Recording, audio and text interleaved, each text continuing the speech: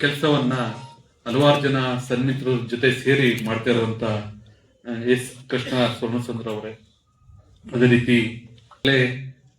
ಪ್ರಾಸ್ತಾವಿಕ ಮಾತಾಡಿದಂತ ಮಂಗಲ ಶಿವಣ್ಣ ಅವರು ಮತ್ತೆ ನಿರೂಪಣೆ ಮಾಡ್ತಾ ಇರುವಂತ ಹೊಸಳ್ಳಿ ರೂಪಾ ಮೇಡಮ್ ಅವರು ಈ ಕಾರ್ಯಕ್ರಮದ ಮುಖ್ಯ ಉದ್ದೇಶ ಅನ್ನುವಂಥದ್ದೇನು ಅಂತ ಹೇಳಿದ್ದಾರೆ. ನಮ್ಗೆಲ್ಲರಿಗೂ ಗೊತ್ತಿದೆ ಏನು ನಾವು ಭಾಷಣದಲ್ಲಿ ಹೇಳ್ಬೇಕು ಅಂತದ್ನ ನಮ್ಮ ಕೇರ್ಪೇಟೆಯ ಪಂಡಿತ್ ಶ್ರೀಕಾಂತ್ ಅವರ ಆಡ್ದಂತ ಶ್ರೀ ಕಡಕೋಳ ಮಡಿವಾಳೇಶ್ವರರು ರಚಿಸಿರುವಂತ ಮೂಕನಾಗಬೇಕು ಜಗದೊಳಗೆ ಅನ್ನುವ ಹಾಡಿನಲ್ಲೇ ಇಡೀ ನಮ್ಮ ಬದುಕು ನಮ್ಮ ಜೀವನ ಯಾವ ರೀತಿ ಇರಬೇಕು ಅನ್ನುವಂಥದ್ದು ಒಂದು ಹಾಡಿನ ಮುಖಾಂತರ ನಾವು ಕೇಳಿದ್ದೇವೆ. ಸಂಕ್ರಾಂತಿ ಅಂದ್ರೆ ಪ್ರತಿ ಒಬ್ಬರ ಜೀವನದಲ್ಲಿ ಏನು ಎಳ್ಳು ಬೆಲ್ಲ ಕಡಲೆ ಕೊಬ್ಬರಿ ಮಿಶ್ರಣ ಇರುತ್ತೋ ಅದೇ ರೀತಿ ಜೀವನದಲ್ಲಿ ಒಳ್ಳೆ ಸಿಹಿಯಾಗಿರ್ಬೇಕು, ಒಳ್ಳೆ ಮಾತಾಡಬೇಕು ಅನ್ನೋಂತೆ ಹೇಳುವಂಥದ್ದೇ ಸಂಕ್ರಾಂತಿಯ ಉದ್ದೇಶ ಅಂತ ನಾನು ಭಾವಿಸ್ತೇನೆ. ಸುಗ್ಗಿ ಮುಗ್ದಿರುತ್ತೆ, ಕುಯ್ಲು ಆಗಿರುತ್ತೆ, ಅದನ್ನು ತಂದು ಅದಕ್ಕೆ ದುಡಿದಂತ ಎಲ್ಲ ಶ್ರಮಿಕರಿಗೆ ಕೃತಜ್ಞತೆ ಸಲ್ಲಿಸುವಂಥದ್ದು, ಅದಕ್ಕಾಗಿ ದುಡಿದಂತ ರಾಸುಗಳಿಗೆ ನಾವು ಶೃಂಗಾರ ಮಾಡಿ ಅಲಂಕಾರ ಮಾಡಿ ನಮ್ಮ ದಕ್ಷಿಣ ಕನ್ನಡದ ಕಿಚ್ಚನೆ ಹಾಯಿಸ್ತೀವಿ. ಉತ್ತರ ಭಾರತದಲ್ಲಿ ಗಾಳಿಪಟ ಹಾರಿಸುವುದ್ರ ಮುಖಾಂತರ ನಮ್ಮ ಜೀವನ ಕೂಡ ಅದೇ ರೀತಿ ಉನ್ನತ ಮಟ್ಟಕ್ಕೆ ಹಾರಬೇಕು, ಇತರಕ್ಕೆ ಹೋಗ್ಬೇಕು ಅನ್ನೋ ಸಂಕೇತದಲ್ಲಿ ಉತ್ತರ ಭಾರತದಲ್ಲಿ ಆಚರಿಸ್ತೀವಿ. ಇಡೀ ದೇಶದಲ್ಲಿ ಈ ರೀತಿ ಉತ್ತರಾಯಣದಿಂದ ದಕ್ಷಿಣಾಯನದಿಂದ ಉತ್ತರಾಯಣಕ್ಕೆ ಸೂರ್ಯಾಚಲನೆ ಮಾಡುವಂತ ಸಂದರ್ಭದಲ್ಲಿ ಯಾರ್ಯಾರು ನಮ್ಗೆ ಜೀವನದಲ್ಲಿ ಸಹಕಾರವನ್ನ ಮಾಡಿರ್ತಾರೆ ಅವ್ರಿಗೆ ಕೃತಜ್ಞತೆಯನ್ನ ಸಲ್ಲಿಸುವಂತ ಸಂಪ್ರದಾಯ ಸಾವಿರಾರು ವರ್ಷಗಳಿಂದ ನಡೆದು ಬಂದಿದೆ. ಕೇವಲ ಹಸುಗಳಿಗೆ ಮನಸ್ಸಿಗಷ್ಟೇ ಅಲ್ಲ, ಪ್ರಕೃತಿಗೂ ಕೂಡ ನಾವು ಕೃತಜ್ಞ ಸಲ್ಲಿಸೋದ್ರ ಮುಖಾಂತರ ಯಾರ್ಯಾರು ನಮ್ಮ ಜೀವನಕ್ಕೆ ನೆರವಾಗಿರ್ತಾರೆ ಅವರಿಗೆ ನಾವು ಯಾವಾಗಲೂ ಕೃತಜ್ಞತೆ ಆಗಿರ್ಬೇಕು ಅನ್ನುವಂತ ಕಾಲಘಟ್ಟದಲ್ಲಿ ಆ ಶುಭ ಸಂಕೇತವನ್ನ ಸಲ್ಲಿಸುವಂತದ್ದು ಸಂಕ್ರಾಂತಿಯ ಸಂಭ್ರಮ ಅಂತ ಹೇಳ್ತಾ, ಜಿಲ್ಲೆ ಸಾಹಿತ್ಯವಾಗಿ ಬಹಳ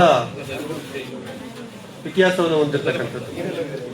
ಈಗಾಗಲೇ ನಾನು ಮಂಡ್ಯವನ್ನು ಬಿಟ್ಟು ಒಂದು 20 ವರ್ಷ ಆಯಿತು.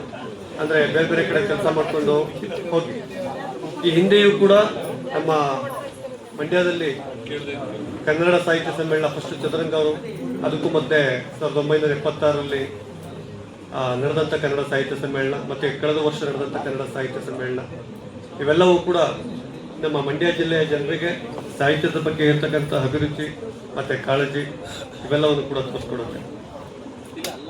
ಒಂದು ರಾಜರ ಆಸ್ಥಾನದಲ್ಲಿ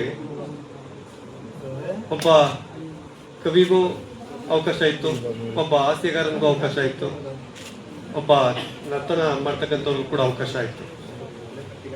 ಒಬ್ಬ ರಾಜನ ಆಸ್ಥಾನದಲ್ಲಿ ಯಾವ ರಾಜ್ಯದಲ್ಲಿ ಸಾಹಿತ್ಯ ಉತ್ತಮ ಮಟ್ಟದಲ್ಲಿರುತ್ತೋ, ಯಾವ ರಾಜ ಅಥವಾ ಯಾವ ರಾಜ್ಯ ಸಾಹಿತಿಗಳನ್ನ ಕಲೆಗಳ ಬಗ್ಗೆ ಅಭಿರುಚಿ ಇರ್ತಕ್ಕಂಥವ್ರನ್ನ ಸಮೃದ್ಧವಾಗಿ ನೋಡ್ಕೊಳತ್ತೋ ಅಂತ ರಾಜ್ಯ ಸುಭಿಕ್ಷವಾಗಿರುತ್ತೆ ಅನ್ನುವಂಥದ್ದು ಮೊದಲಿಂದ ಇರ್ತಕ್ಕಂಥ ಪ್ರತೀತಿ. ಸೊ ಅಂತ ಒಂದು ಇತಿಹಾಸನ ಹೊಂದಿರತಕ್ಕಂಥ ನಮ್ಮ ರಾಜ್ಯದಲ್ಲಿ ಇವತ್ತಿಗೂ ಕೂಡ ಕನ್ನಡ ಸಾಹಿತ್ಯ ಸಮ್ಮೇಳನ ಇಂಥದ್ದೆಲ್ಲದ್ರ ಬಗ್ಗೆ ಕೂಡ ರಾಜ್ಯ ಸರ್ಕಾರಗಳು ಸಹಕಾರ ಕೊಡ್ತಾ ಇರ್ತಕ್ಕಂಥದ್ದು ಇವೆಲ್ಲವೂ ಕೂಡ ಖುಷಿ ಕೊಡ್ತಕ್ಕಂಥ ವಿಚಾರ. ಸೊ ಆ ಕಾರಣಕ್ಕೋಸ್ಕರ ನಮ್ಮ ಮಂಡ್ಯ ಜಿಲ್ಲೆ ಅಂದ್ರೆ ಏನೋ ಒಂದು ಸಂಭ್ರಮ, ಸಾಹಿತ್ಯ ಅಂತಂದ್ರೆ ಏನೋ ಒಂದು ಸಂಭ್ರಮ. ಅಂತ ಸಂದರ್ಭದಲ್ಲಿ ಇವತ್ತು ಇಂಥ ಜಿಲ್ಲಾ ಜಿಶಂಪ ಅವರ ವೇದಿಕೆಯಲ್ಲಿ ಬೇರೆ ಬೇರೆ ಕ್ಷೇತ್ರದಲ್ಲಿ ಸಾಧನೆ ಮಾಡಿರ್ತಕ್ಕಂಥವ್ರೆಲ್ಲರೂ ಕೂಡ ಕರೆದು ಅವರೆಲ್ಲರನ್ನು ಗೌರವಿಸ್ತಾ ಇರ್ತಕ್ಕಂಥದ್ದು ಮತ್ತೆ ಅವರವರನ್ನ ಪ್ರೀತಿಯಿಂದ ಸನ್ಮಾನಿಸ್ತಾ ಇರ್ತಕ್ಕಂಥದ್ದು ಇವೆಲ್ಲರೂ ಕೂಡ ನಾವೆಲ್ಲ ಖುಷಿ ಪಡ್ತಕ್ಕಂಥ ವಿಚಾರ.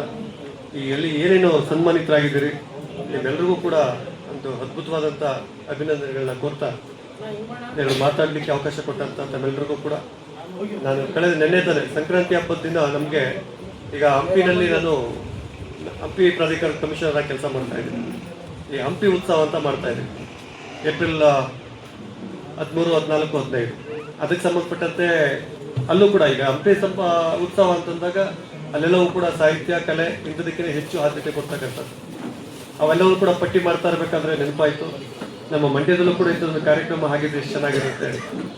ನೋಡೋಣ, ಮುಂದೊಂದಿನ ಮಂಡ್ಯ ಉತ್ಸವ ನಡೆದ್ರು ಆಶ್ಚರ್ಯ ಪಡಬೇಕಾಗಿಲ್ಲ. ಅದಕ್ಕೆಲ್ರಿಗೂ ಕೂಡ ನಿಮ್ಮೆಲ್ಲರೂ ಸಹಕಾರ ಇರಲಿ ಅಂತ ಹೇಳ್ತಾ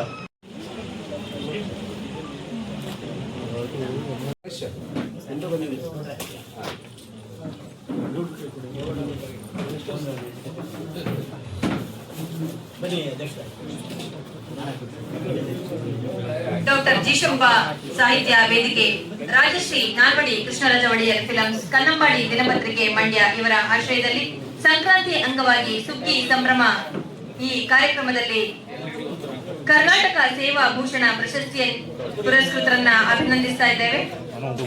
ಜೋರಾದ ಚಪ್ಪಾಳೆ ಮೂಲಕ ಅವರನ್ನ ಅಭಿನಂದಿಸಬೇಕು.